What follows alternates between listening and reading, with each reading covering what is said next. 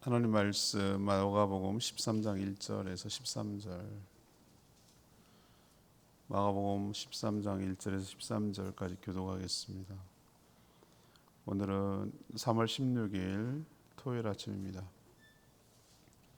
마가복음 13장 1절에서 13절까지 말씀 교독합니다. 예수께서 성전에서 나가실 때에 제자 중 하나가 이르되 선생님이여 보소서, 이 돌들이 어떠하며 이 건물들이 어떠하니까? 예수께서 이르시되 내가 이 큰 건물들을 보느냐? 돌 하나도 돌 위에 남지 않고 다 무너뜨려지리라 하시니라. 예수께서 감람산에서 성전을 마주 대하여 앉으셨을 때에 베드로와 야고보와 요한과 안드레가 조용히 묻되 우리에게 이르소서, 어느 때에 이런 일이 있겠사오며 이 모든 일이 이루어지려 할 때에 무슨 징조가 있사오리까? 예수께서 이르시되 너희가 사람의 미혹을 받지 않도록 주의하라. 많은 사람이 내 이름으로 와서 이르되 내가 그라 하며 많은 사람들을 미혹하리라. 난리와 난리의 소문을 들을 때에 두려워하지 말라. 이런 일이 있어야 하되 아직 끝은 아니니라.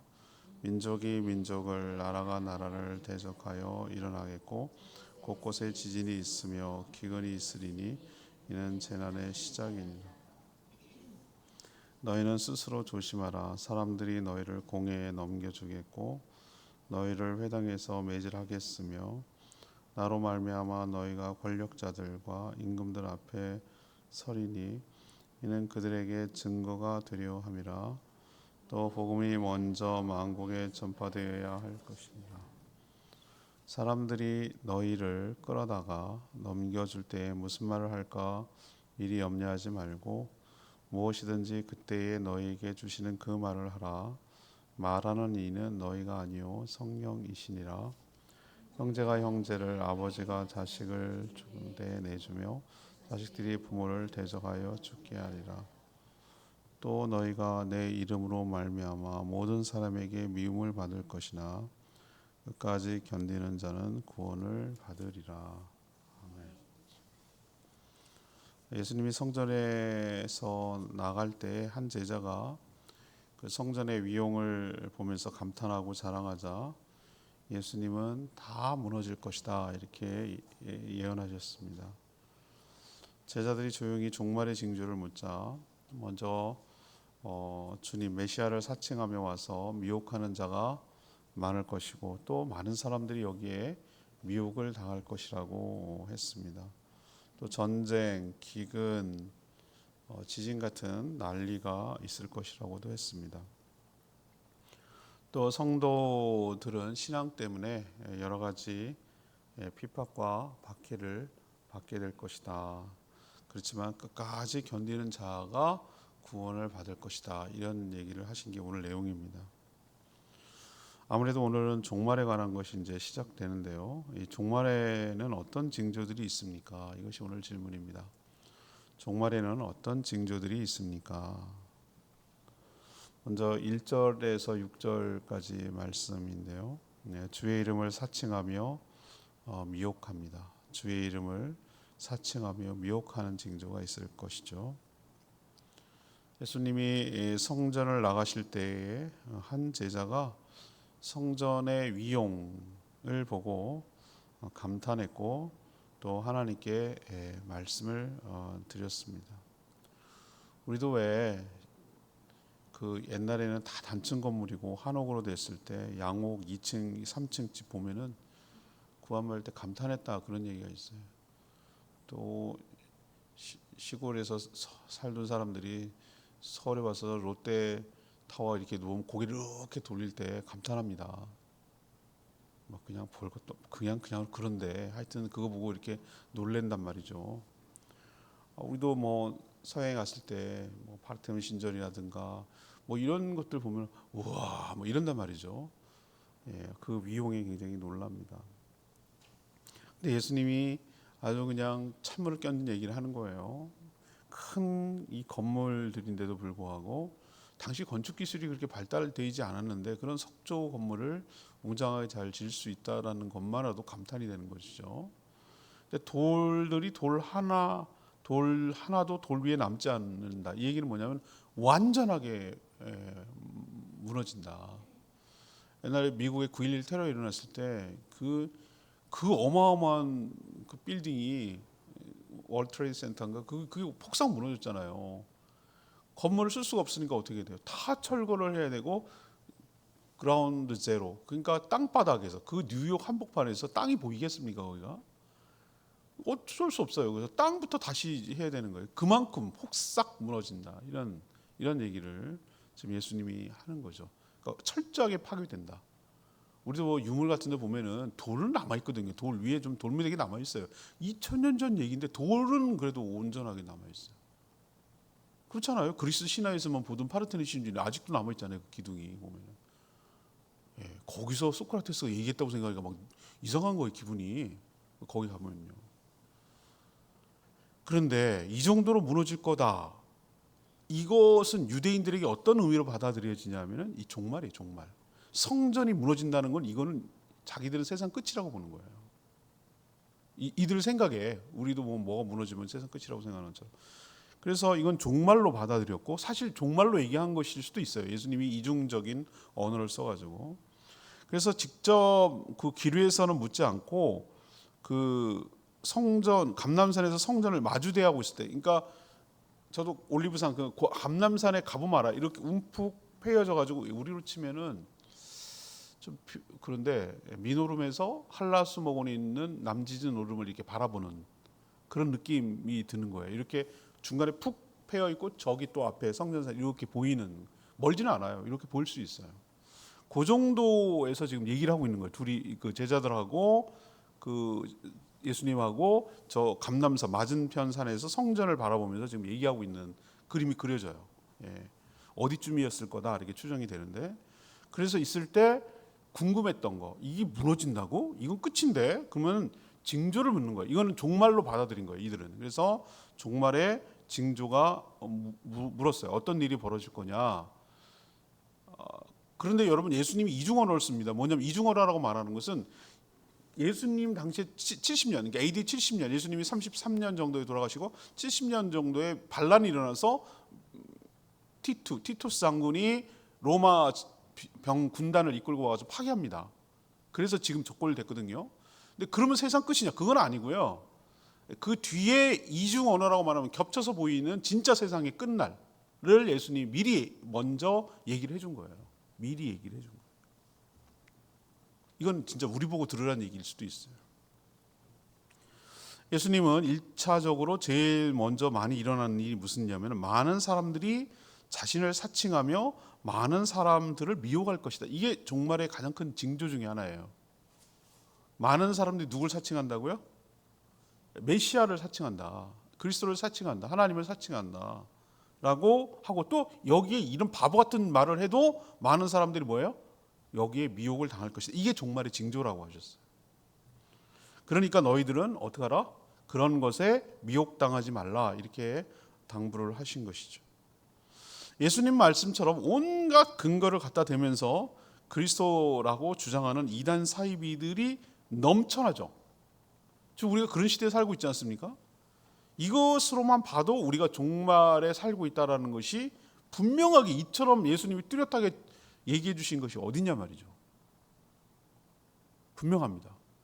여러분, 얼마나 이단 사이비들이 항상 파고들고 들어가면 끝이죠. 뭐가 있냐면 이래서 이단인데요. 이래서 예수님 말하는 것이 거짓이라는 게 드러나는데, 결국은 뭐 총회장이라고 사칭하든 뭐 보혜사라고 사칭하든 뭐라고 사칭하든 간에 뭐라고 하든 간에 지가 메시아 그리스도라는 거예요. 메시아라는 거예요. 메시아. 난 이런 말장난 같은 일에 넘어가는 사람들이 안상홍 증인의 하나님의 교회라고 하는 그들은 뭐냐면은 뭐라고 하냐면 하나님 아버지라고 부르지 않냐. 그럼 하나님 어머니가 있다는 거예요. 난 이런 바보 같은 말을 하는데 넘어가는 거에 보면은 그 아버지란 말이 성구별이에요. 우리의 창조주가 되시고 우리 그런 되시고 그만큼 우리를 사랑한다라는 것을 우리 인간의 언어를 이해시키기 위해서 인간의 수준 눈높이에서 맞추려고 하나님 아버지라고 우리가 어떻게 감히 불러요. 그만큼 너희들이 뭐 하는 거예요? 친근감이 있다. 그만큼 다가서고 아버지의 모든 삶을 책임져 이런 의미로 얘기하는 거지. 하나님 무슨 성이 어딨냐고요. 근데 하나님 아버지가 있으면 어머니가 있다나? 그게 어머니가 지라는 거예요. 우리는 웃는데 이런 바보 같은 일에 다 넘어갑니다. 그런 참 기가 막히죠. 혀를 차릴 일이죠. 그런데 넘어가요. 그러니까 저렇게 시청 옆에 커다란 건물 짓고 말이죠. 자꾸 매번 물어봐. 안 믿는 사람들도 저게 뭐냐고 물어봐. 참 기가 막힙니다. 신천지는 아직도 노골적 이제는 숨어서 하더니만 아주 정기적으로 저한테 편지를 보냅니다. 우편함에 꼭 보내고 자기 주소도 밝힙니다. 다 버리는데 뭐라고 도대체 했나 옛날에 한번 열어봤어요. 나보고 오래 이쪽으로. 목사님만 오시면은 거짓에 속지 말고 오시면은 참 진리를 발견할 거라나. 미치겠나. 주여, 하여튼 종말에 삽니다. 예수님은 분명 다시 오셔요. 그런데 그들이 거짓이란 걸 왜 알 수 있냐면은 몰래 오지 않습니다. 모든 사람들이 다 알고 볼 수 있도록 가신 그대로가 뭐예요? 구름 타고 가셨으니 구름 타고 오신다고. 구름이 왜 구름이가 아니 뭐 손오공이야? 그런 개념이 아니라 이것도 여러분이 이해를 하셔야 돼요. 구름 타고 온다라는 것은 우리가 다 모든 사람들이 볼 수 있으려면 어떻게 됩니까? 공중에서 이렇게 내려와야 다 볼 거 아니겠어요. 그죠? 그래야 모든 사람이 다 보고 알고 깨달을 거지. 그렇게 숨어가지고 뭐 새해 규합하고 이런 식으로 오지 않는단 말이에요. 예수님은 언제 올지를 모르나. 다 거짓이에요. 그리고 이렇게 기다리지 않아요. 무슨 교회 세우고 이런 거 안 한다고요. 주님 오시면은 즉각 오시는 그 즉시 그게 무슨 뜻이냐면은 심판에 돌입하는 거예요. 아니 왜 자기가 제일인 줄 알면서 무슨 교회는 왜 세우고 땅은 왜 사는데? 왜 결혼은 왜 사람 바꿔가면서 하는데 이만희는 참 기가 막. 그게 아니라는 거잖아요. 아니라는 게 성경을 보면 금방 알 수 있는 건데 여기에 속는 거 보면은 정말 성경을 안 읽어. 어저께 며칠 전에 기도회 때 말씀드렸죠. 사두개인하고 얘기할 때 너희가 뭐도 모르고 성경도 모르고 하나님의 능력도 모르니까 오해하였도다. 이거예요. 딱 여기에 해당되는 거예요. 우리도 이럴 수 있다는 거 늘 생각하시고 이런 이단 사이비들 주의 이름을 사칭하는 자들 이런 일에 미혹당할 일도 없지만 미혹당하지 않도록 삼가 조심하며 살아가기를 바랍니다. 이게 첫 번째 종말의 징조예요. 두 번째 종말의 징조는 7, 8절 말씀. 곳곳에서 재난의 소식이 들려온다. 이게 두 번째 징조, 예수님 말한 징조예요. 종말의 두 번째 징조는 난리와 난리의 소문이 들려올 것이다 라는 것이 예수님의 말씀이었어요. 민족과 민족이 나라와 나라가 서로 대적하며 전쟁을 일으킬 것이다. 또 곳곳에서 지진이 일어나고 기근도 있을 것이다. 이런 얘기를 하셨어요. 그러면 이것만 빗대 봐도 예수님 말씀대로라면 지금이 어떻다는 거예요? 지금이 종말이에요. 지금이 딱 종말이에요. 지금은 누구랑 싸우고 있습니까? 질 것 같아 나는 그 정도면. 그렇게 많이 죽었는데도 여전히 싸우고 있잖아요. 저기 누구 포탄도 더 달라 그러면서. 누구 좋은 일 시켜요 내가 보니까. 무기 만드는 나라 좋은 일 시키는 거예요. 어리석기 짝이 없어. 자국민의 그 남자들이 얼마나 많이 죽었는지 몰라요 지금. 우크라이나, 러시아 이 욕심꾸러기들이 일으킨 전쟁 때문에 얼마나 많은 사람들이 죽었냐고요. 죽고 있냐고요 지금. 또 이스라엘, 팔레스타인이 이게 뭘 믿고 저렇게 덤볐는지. 하마스가 4만 명이 정규군이었는데 지금 이스라엘이 씨를 말리려고 그래. 미국 말도 안 들어요. 얘가 지금 네타냐후가 이번 참에 아주 끝장을 뽑으려고 그러는 것 같아요. 보통 미국 말을 듣거든요. 협전 안 하면 안 되니까. 근데 말도 안 들어요. 바이든이 막 화가 나가지고 바꿔야 된다. 총리 바꿔야 된다. 이 정도로 말할 정도로 했는데도 불구하고 우리나라는 깽깽하고 할 거예요. 금방 작전권도 없지만. 지금 2만 명이 죽었다고 그래요. 공식적으로. 하마스가 4만 명 정도 되는데 2만 명이 죽었대요. 근데 그걸로 지금 만족하지 않아요, 이스라엘은. 이번 참에 아마 모르긴 몰라도 싹 다 죽일 마음이 있는 것 같아요. 제가 느낌이 그래요. 아예 그냥 그쪽에 아예 그냥 하나도 다 없어졌으면 좋겠다 이런 생각을 하고 있는지도 몰라요. 구호품을 받으러 오려고 하는 사람들한테 그 위에다 떨어뜨리니까 낙하산으로 그거 받으러 오려는 사람들을 사람 모이다는 이유로 막 총을 쏴대고 헬기로 쏴대고 죽이고, 구호품 받아가지고 자전거 타고 이렇게 가는데 자전거가 이렇게 무슨 무기처럼 길게 철로 보이니까 거기를 정밀타게 해가지고 폭탄 떨어뜨리고 이런 식이에요. 그러니 그 살 수 있겠어요 거기서? 너무 끔찍해, 너무 끔찍해. 전쟁이라는 게 여러분 결코 낭만적이지 않습니다. 전쟁이 일어나면 안 되는 것이에요. 여기에는 뭐 아무것도 없어요. 아무것도. 다 죽는 거예요. 서로 죽는 거예요.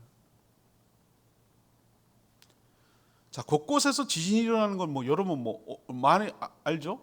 일본에서 최근에 무슨 노도반도 거기에서 뭐 옛날 얘기는 하실 것도 없고 뭐 최근에 일어난 얘기, 최근에 일어난 노도반 거기에서도 일어나고, 터키, 네팔, 파키스탄, 시리아 뭐 얼마 많이 일어납니까? 얼마나 많이. 얼마 전에 옛날에 일어났던 중국의 사천성이나 하죠. 스촨성 대지진 보니까 그 영상을 내가 잠깐 봤는데, 와, 이거는 규모가 리터 규모가 8.0인가 그랬거든요. 8이면은 아니 땅이요 파도 치듯이 후출렁거리는 거예요. 파도 치듯이. 무섭더라고요. 땅이 이래. 땅이 이게 사람이 있는데 이게 막 출렁거리 이렇게 출렁거리는 거예요. 와. 어휴, 이게 보기만 해도 시끄럽겠더라고. 저도 우리나라에서 몇 년 전 얘기죠. 제가 무슨 그날 따라 그 경주에 무슨 세미나가 있어, 교단 세미나에 있어가지고 그 무슨 호텔에서 그날 오후쯤에 있는데 이제 거기 갔다가 잠깐 이렇게 누워 있어. 오후 4시에 뭐 얼마 같은데 침대에 이렇게 누워 있는데 나 처음 그걸 느껴봤습니다. 거기가 진앙지거든요. 이렇게 침대하고 위에 등이 이렇게 흔들흔들 하는 거예요. 뭐지? 아니 안마기가 요즘 자동으로 나오나? 나 뭐 이런 생각이 들. 근데 순간 지진이라는 걸 알았어요. 아니나 다를까 몇 초 뒤에 막 문자 오고 난리가 났더라고. 야, 그게 3인가 뭐 그 정도밖에 안 됐는데도 그렇게 느낄 정도면 도대체 7, 8은 뭐라는 거야? 이런 생각이 드니까 무섭더라고요. 이거 빠져나가지 못하고 죽겠는데 이렇게 하면은 이런 생각이 탁 들더라고요. 자, 이게 바로 종말의 징조입니다. 지금도 여전히 여러 가지 이유로 먹을 것이 없어서 기근에 시달리는 사람들이 얼마나 많은지 모릅니다. 문제는 종말을 통과하려면 반드시 이런 일이 일어나야 된다는 거예요. 근데 저는 7절의 말씀 예수님이 하는 말 보세요. 이런 일이 있어야 되니까 must have 있어야 된다는 거예요. 있어야만 한다 그런 뜻이에요. 그렇지만 그게 뭐는 아니라는 거예요. 아직 끝은 아니다. 야, 이거 기가 막히지 않습니까? 예수님 말 좀 보세요. 이거는 있어야 된다는 거야. 이런 일들은 일어났잖아요 지금. 그런데 우리는 보기에 이게 끝일 것 같은데 이건 끝이 아니라 시작에 불과하다는 거예요. 이건 끝이 아니리라 이렇게 얘기하자. 그럼 어떻게 됩니까? 두려워하지 말라. 7절 보세요. 이런 소문을 들을 때 뭐 하지 마라? 두려워하지 마라. 예수님 다 우리를 마치 본 것처럼 얘기하시는 거예요. 우리가 어떤 마음이 들지. 제가 방금 두려움을 느꼈다고 그랬잖아요. 야, 이런 일이 생기면 어떡하지? 라는 무서움과 두려움을 느껴요. 근데 두려워하지 마라. 아직 끝이 아니고 뭐 한다? 이건 시작에 불과하다. 이 얘기는 뭐냐면 이 사실을 알고 뭐 해야 된다? 끝이 올 때까지 뭐 해야 된다? 믿음으로 인내하고 버티고 기다려야 된다. 그 뜻이에요. 이게 바로 두 번째 종말의 징조입니다. 세 번째 종말의 징조는 9절 13절 미움을 받으며 박해가 심해진다. 미움을 받으며, 이 성도 얘기입니다. 미움을 받으며 박해가 심해진다. 또 다른 종말의 징조는 온갖 박해가 심해질 거라는 것이에요. 박해는 뭡니까? 불법을 저질렀기 때문에 받는 고통과 어려움이 아니고, 박해라고 말했을 때 오로지 예수 그리스도를 믿는다는 이유 때문에, 신앙의 이유 때문에 당하는 여러 가지 불이익과 고통과 어려움이 가중되는 것을 뭐라고 그러죠? 박해라고 그러잖아요. 그럼 어떤 유의 박해가 있을 거냐? 사람들이 성도를 잡아다가 재판에 넘겨요. 이유가 그거예요. 예수 믿는다는 이유로 고문을 가할 것이고 또 예수 그리스도를 믿는다는 이유로 여러 권력자, 재판관이나 권력들 앞에 서게 될 것이고, 심지어 그 마지막 종말 때가 되면 어떤 일이 벌어질 거냐? 가족, 심지어 가족끼리도 서로 뭐 한다고요? 고발하고 대적하고 넘길 거라고 그랬어요. 갈등 정도에 그치는 것이 아니라 고발한다니까요. 예수 믿는다는 이유로 하라고. 예수 그리스도를 믿는다는 이유로 모든 사람들에게 뭐예요? 미움을 받을 것이다. 이게 종말에 나타난 징조예요.